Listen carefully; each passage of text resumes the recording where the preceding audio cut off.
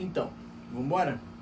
Espero que vocês tenham bebido água, ido ao banheiro, que agora a gente está caminhando já para o meio da aula, ainda tem muita coisa para ser falado aí. Espero que vocês estejam com um caderno bem bom aí para que vocês possam estar fazendo uma revisão eficiente e resolvendo questões, qualquer questão que venha trazendo esse tema que vocês possam estar gabaritando. Quero ver vocês lá tomando posse e me chamem para posse de vocês que eu vou, com certeza. Vambora? Vamos lá. Como é que funciona a progressão de regime no Brasil? Existem 3 formas de progressão de regime, o sistema da Filadélfia, o sistema de Auburn e o nosso sistema. Eu vou tratar só do nosso, que é o sistema que importa, que é o sistema progressivo adotado pelo Brasil. Ele se fundamenta na progressividade, como eu falei para vocês. O indivíduo ele começa no fechado, se ele preencher os requisitos de ordem objetiva e subjetiva, ele progride para o regime semiaberto. No semiaberto existem alguns pedidos que podem ser feitos, nós vamos ver mais à frente a fundo o regime semiaberto. Ele, cumprindo esses requisitos de ordem objetiva e subjetiva, ele progride para o regime aberto e, por fim, cumprido toda essa etapa, ele vai para o mais benéfico dos benefícios, que é o livramento condicional, por isso que se chama de forma progressiva. Perfeito? Isso daqui está lá no artigo 33, que fala o seguinte: a pena de reclusão deve ser cumprida em regime fechado, semiaberto ou aberto, e de detenção em regime semiaberto ou aberto, salvo necessidade de transferência a regime fechado. Parágrafo 2º.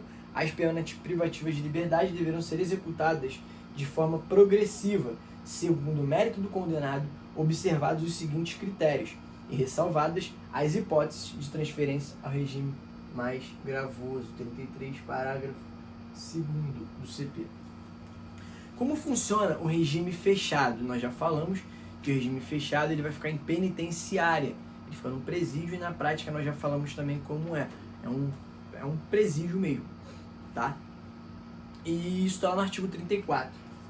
O artigo 34 do CPI fala o seguinte: o condenado será submetido, no início do cumprimento de pena, a exame criminológico de classificação para individualização da execução.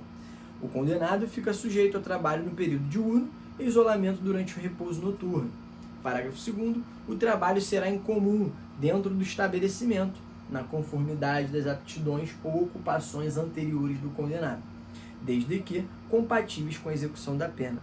O trabalho externo é admissível no regime fechado, em serviços ou obras públicas. O trabalho é sempre remunerado.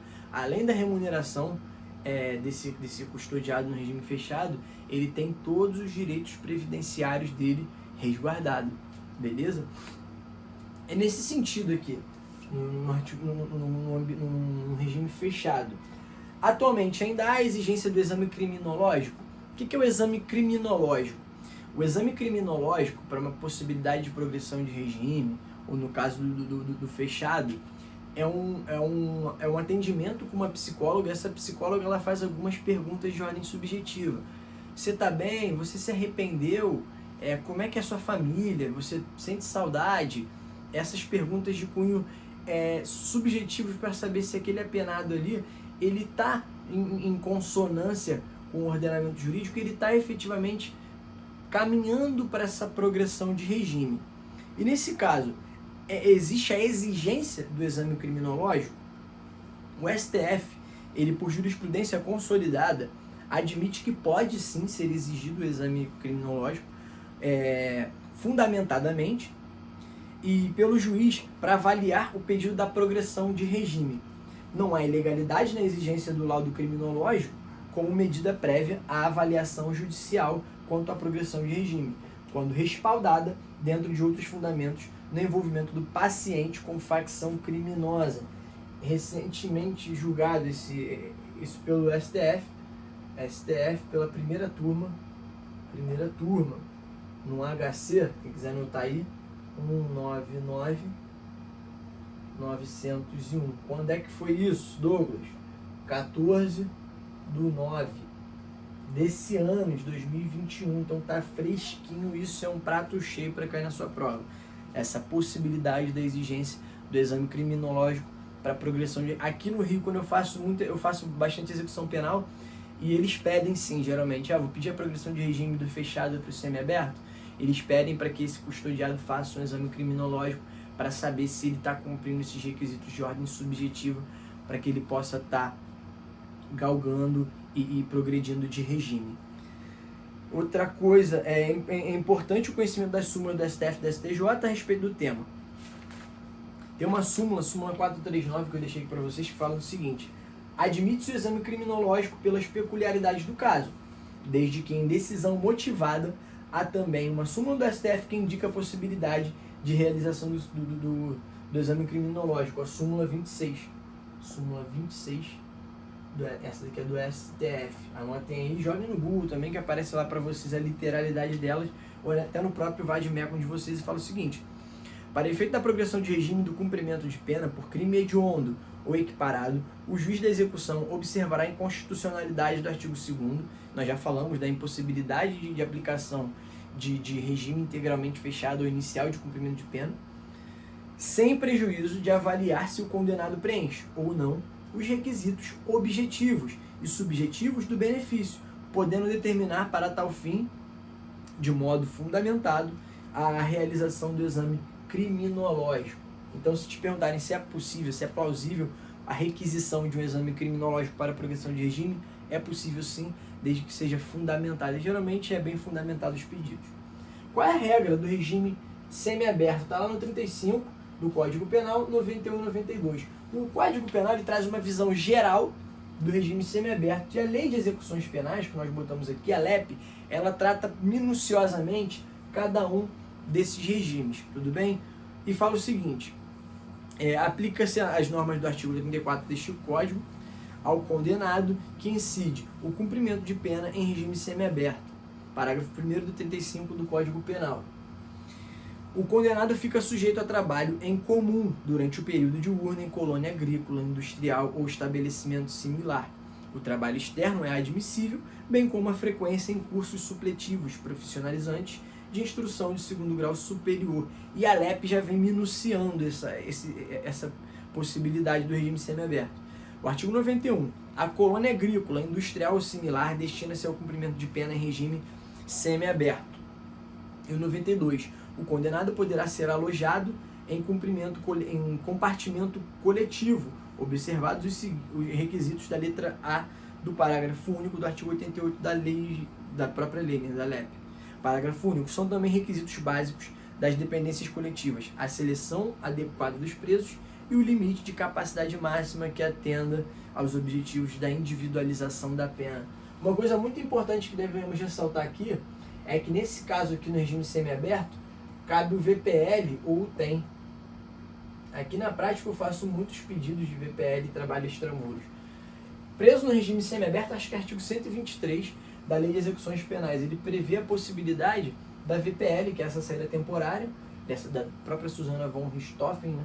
E o TEM é um trabalho extramuros, você tem que instruir uma carta de emprego, de uma requisição de uma empresa que quer trabalhar com aquele egresso, né? Com aquele reeducando. Então, no semiaberto é cabível a VPL e o trabalho extramuros. É importante que vocês levem esse entendimento também para a prova de vocês. O regime semiaberto é muito brando, ele é baseado, o regime aberto, na condição pessoal da gente. Ele tem um livre-arbítrio no regime aberto.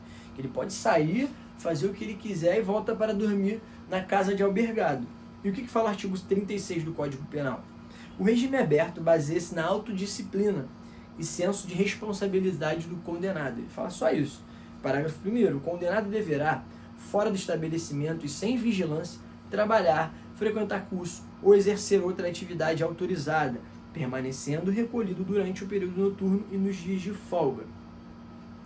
Como eu falei para vocês, casas de albergado aqui no Rio tem em Benfica, só que quase nunca tem vaga e eles substituem a saída para casa de albergado por um PAD, né, que é a prisão albergue domiciliar com monitoramento. É quase que praxe aqui no Rio. Parágrafo 2º. O condenado será transferido do regime aberto se praticar fato definido como crime doloso, se frustrar os fins de execução ou se, podendo não pagar a multa cumulativamente aplicado. É importante também nós prevemos aqui que há a possibilidade desse egresso, desse reeducando, de na hipótese dele cometer um crime doloso ou uma falta grave, ele regredir de regime. Ele volta para o fechado, depois ele tem que progredir de novo para o semiaberto, depois para o aberto. Beleza? Progressão de regime, agora aqui. Progressão de regime. Artigo 112. Como é feita a progressão de regime? Quais são os parâmetros previstos em lei para que a pessoa possa ou não estar progredindo de regime? A Lei de Execuções Penais ela foi amplamente modificada pelo pacote anticrimes. Antes eram frações, um sexto, um terço, 2/5, a depender do crime praticado e a depender do resultado. Hoje em dia são frações, 16, 20, 25, 30% no caso de crimes comuns, 40, 50, 60 ou 70% nos casos de crimes hediondos. Vou dar um espaço aqui para vocês printarem a tela ou fazerem um caderno de vocês com base nesses regimes que nós trouxemos aqui. Feito isso, eu vou apagar porque eu preciso fazer um quadrinho para vocês. Espero que vocês copiem aí, mas está no material de vocês também. Mas caso queira passar para o caderno, porque como eu falei, o importante é que vocês tenham um caderno eficaz, é bom também vocês copiarem. Quais são as frações? Vamos lá. 16, 20%, 25% e 30%. E quais são as variantes aqui, né? Aqui é primário, se for primário. Primário. Aqui é incidente. Incidente.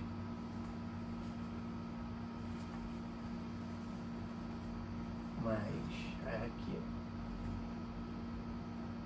com violência e sem violência.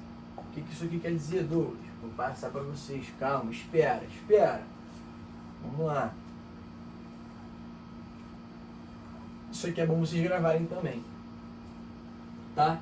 Então, se o cara é primário e sem violência ou grave ameaça, ele vai progredir com 16% da pena dele. Vai progredir com cumprido 16%. Se ele for um cara reincidente e sem violência e grave ameaça, ele vai progredir com 20%. Agora, se ele for um cara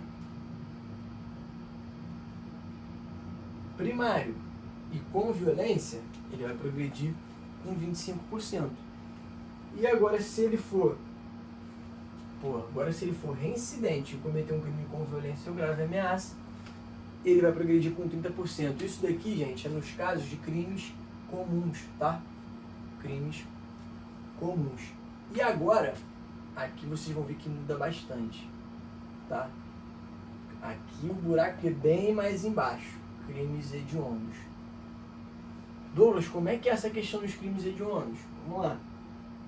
40, 50, 60 e 70%, tá?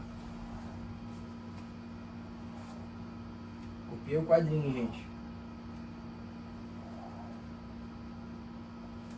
Só que aqui os parâmetros, eles vão mudar aqui, ó. Crimes hediondos.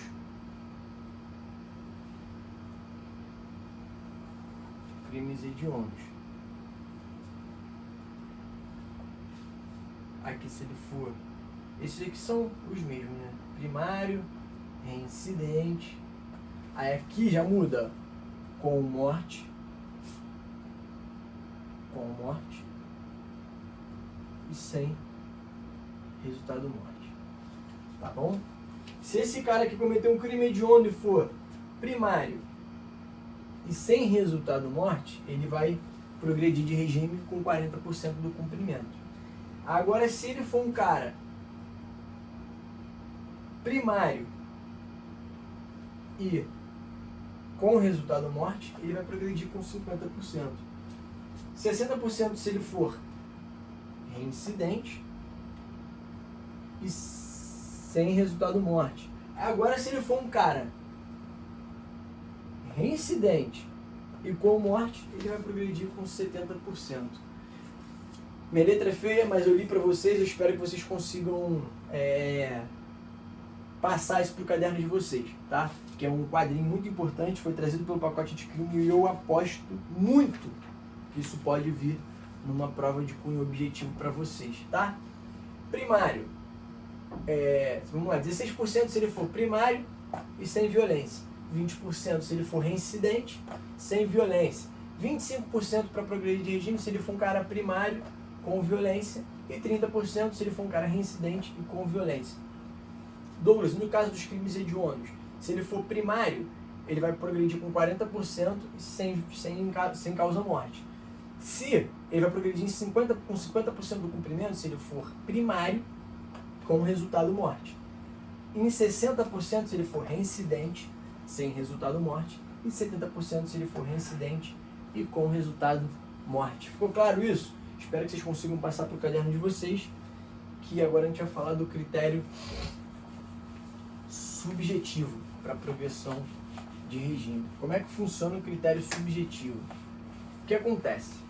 A progressão de regime, ela deve obedecer dois critérios. Aproximadamente dois critérios. Progressão de regime, critério subjetivo. Tá? Artigo 112 da LEP.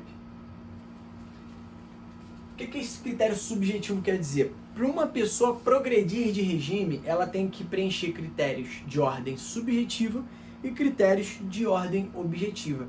Os critérios de ordem subjetiva, nós tendemos a dizer que são os critérios de bom comportamento. Quando a pessoa entra num sistema carcerário, ele é classificado ali como um bom preso, um preso regular, um preso ruim, um preso que nunca cometeu nenhuma falta dentro do estabelecimento prisional, ele é considerado bom. E isso, subjetivamente, é bom para ele, para a possibilidade de progressão de regime. E o que o artigo 112 da LEP fala? 112, parágrafos 1º, anotem aí, leiam comigo, e parágrafo 2º, parágrafos 1º e 2º, 112 da LEP.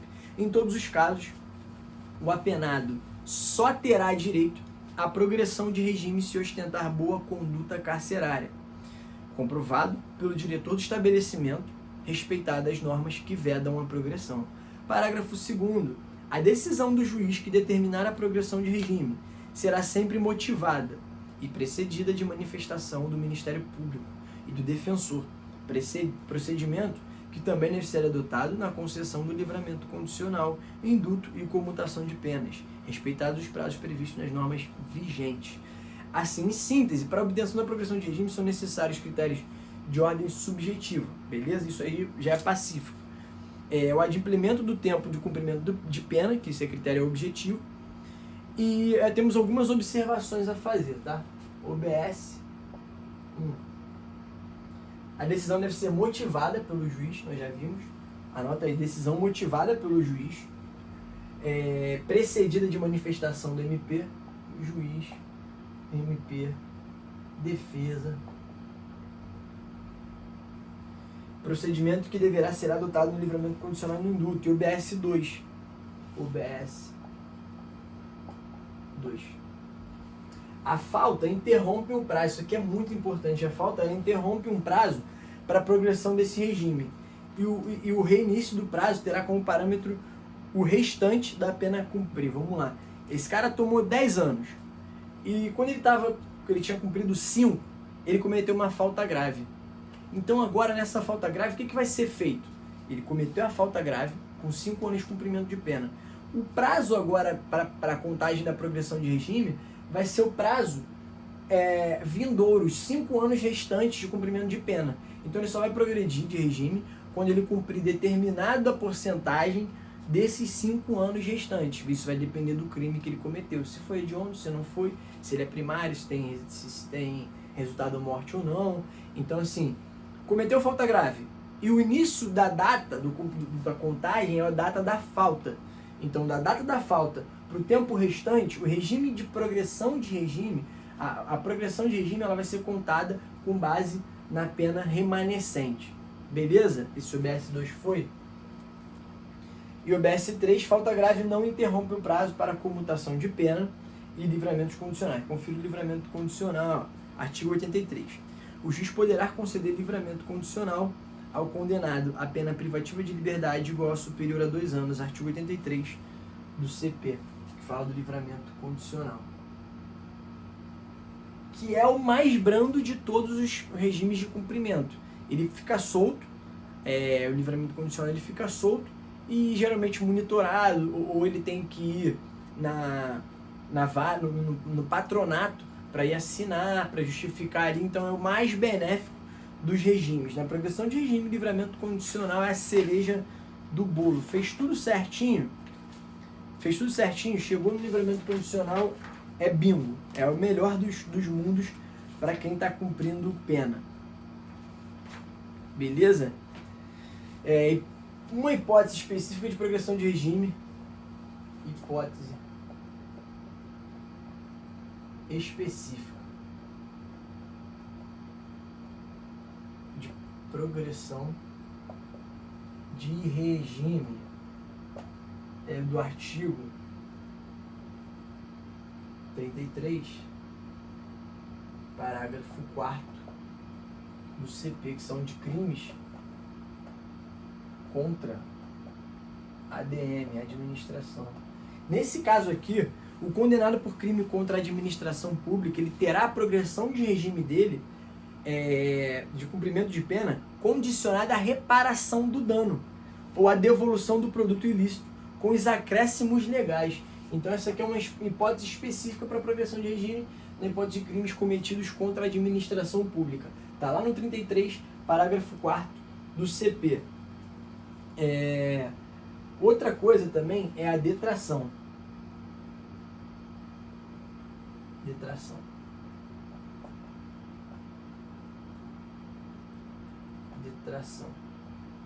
Prevista no 387 do CPP também.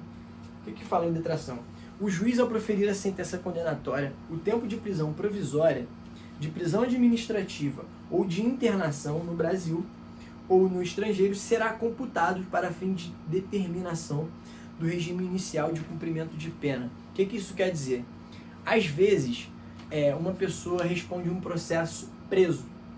E essa prisão provisória, vamos supor que ele tomou uma sentença de 10 anos e ficou preso provisoriamente, ele respondeu esse processo preso durante 3 anos, 2 ou 3 anos. Durante esses 2 ou 3 anos, esse período cumprido, ele vai contar para a progressão de regime, e na hora que o juiz aplicar a sentença dele, se durante esse período de lá de 2, 3 anos dele cumprido, ele tiver prazo para progressão de regime, isso vai ser contado também. Isso é detração. Detração é como se fosse o abatimento.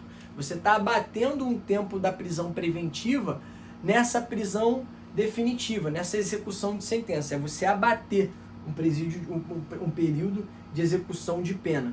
E existem súmulas que tratam desse tema, súmulas do STJ. É a 493 do STF, também do STF. Do STJ é 493 e a 491. E do STF é a 716 e a 717. Que diz essas súmulas. 493. É inadmissível a fixação de pena substitutiva como condição especial ao regime aberto. Súmula 716 do STF. Admite-se a progressão de regime de cumprimento de pena ou a aplicação imediata de regime menos severo nela determinado antes do trânsito em julgado da sentença condenatória. 717 também do STF. Não impede a progressão do regime de execução de pena fixado em sentença não transitada em julgado o fato de o réu se encontrar em prisão especial. Súmula 491 da STJ. É inadmissível a chamada progressão per saltum. Isso aqui nós já falamos. Ele não pode progredir per saltum. O que isso quer dizer? Ele está no fechado. Ele direto para o aberto. Isso não é permitido. Agora, a regressão é. Se ele está no aberto, ele comete uma falta grave, eu já até dei o exemplo para vocês, ele pode regredir de regime, sim. Beleza? Mais um aqui pra gente, mais um tópico. regras especiais de progressão.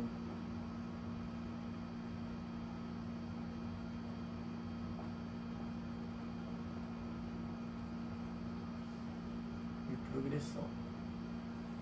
Artigo 112, parágrafo 3º, lá da LEP, Lei de Execuções Penais, e seus incisos. São formas, regras especiais de progressão de regime para pessoas que realmente necessitam progredir de regime de forma mais rápida, porque a volta dela na necessidade, na sociedade se torna necessária, geralmente para mães gestantes. Vamos ler aqui o artigo, o que fala. 102, parágrafo 3º. No caso de mulher gestante, ou que for mãe, ou responsável por criança ou pessoa com deficiência, os requisitos para a progressão de regime são cumulativamente: não ter cometido crime com violência ou grave ameaça à pessoa, não ter cometido crime contra o seu filho ou dependente, inciso 3, ter cumprido ao menos 1/8 da pena no regime anterior. Então aqui ela vai cumprir 1/8 da pena e progride.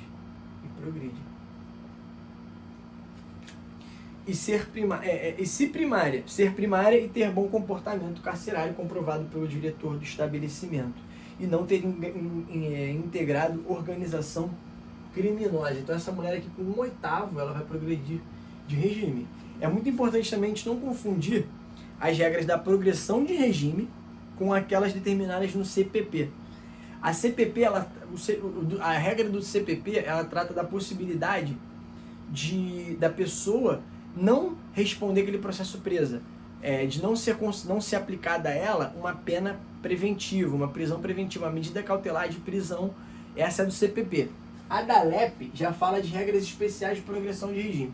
Então, na LEP, na Lei de Execuções Penais, subentende-se que existe uma sentença penal já transitada em julgado e essa pessoa já está cumprindo uma pena.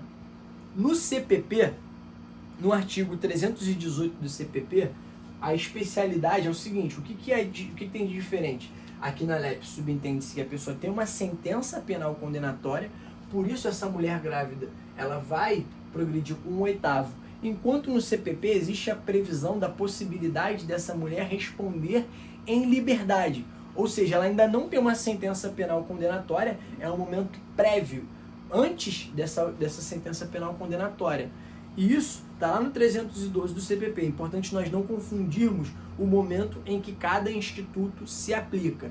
Na LEP, essa progressão de regime especial é depois de uma sentença penal condenatória, no momento de execução.